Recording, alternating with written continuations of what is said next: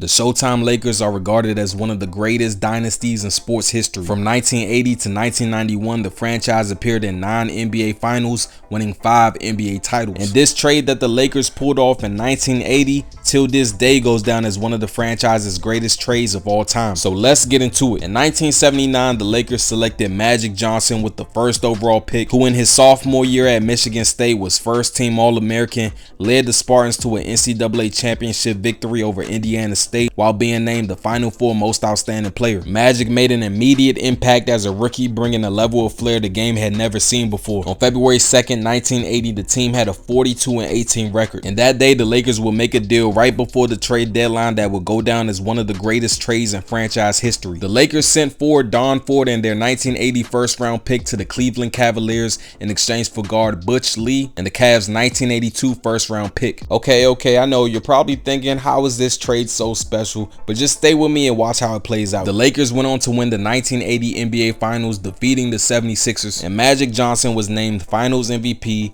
being the only rookie in NBA history to capture the award. Now let's circle back to the trade. After the 1980 NBA Finals, Butch Lee would never play in the league again. He had been battling knee injuries throughout his career and just couldn't quite get back to 100%. During the 1980 NBA draft, it was time for the Cavs to use the first-round pick that they acquired from the Lakers, and with the 22nd overall pick, Cleveland selected Chad Kinch, a standout guard out of UNC Charlotte, who was a part of the school's Final Four run in 1977. And ironically, UNC Charlotte would lose to Marquette in the Final Four. Marquette will go on to win the national championship, led by guard Butch Lee. Now moving on to the 1980-81 season, taking a look at the players that the Cavs acquired from the 1980 LA Cleveland trade. Don Ford played a total of 64 games, averaged 15 minutes of playing time. He put up about 4 points and 3 rebounds a game. Rookie Chad Kinch barely saw the floor in Cleveland, and midway through the season was traded to the Dallas Mavericks along with a future first-round pick in exchange for guard Jeff Houston and a future third-round pick. The Cavs finished with a 28-54 record, missing the playoffs. That season, the Lakers went 54-28 and lost to the Houston Rockets in the first round of the playoffs. Now again, let's circle back to the trade. By the end of the 80-81 season, Chad Kinch was no longer a Cav, and that would be his first and only season in the NBA. Moving on to the 1981-82 season, the Cavs finished 15-67, the worst record in the NBA. Don Ford only appeared in 21 games, seeing limited action, and that would be his last season in the NBA. On the flip side, the Lakers went on to win their second NBA title in 3 years. Now circling back to the trade, Don Ford was now out of the league. The Cavs finished with the worst record in the NBA, and the Lakers had their first-round pick. At the time, a coin flip between the worst teams in each conference would determine who would obtain the first overall pick. For the 1981-82 season, the team with the worst record in the West was the San Diego Clippers, and of course the team with the worst record in the East was the Cleveland Cavaliers. The Cavs won the coin flip, which meant that the Lakers now had the first overall pick, becoming the first team to do so in NBA history after winning an NBA title the season prior. Now the Lakers had to make a choice. Which player would they select to add to an already championship roster? Now here were some of the top prospects. James Worthy, star forward out of UNC, who helped lead the Tar Heels to an NCAA championship victory. It was named the Final Four Most Outstanding Player. Dominique Wilkins, star forward out of Georgia, who was named the 1981 SEC Player of the Year. Terry Cummings, a star forward out of DePaul, who was a consensus first-team All-American. The Lakers ended up selecting James Worthy, whose style of play was perfect alongside Magic Johnson and Kareem Abdul-Jabbar. Worthy went on to help the Lakers capture 3 more NBA titles, and even being named Finals MVP in 1988. Big Game James spent his entire career with the Lakers and finished as one of the all-time NBA greats. 3-time NBA champ, Finals MVP, All-Rookie First Team, 7-time All-Star,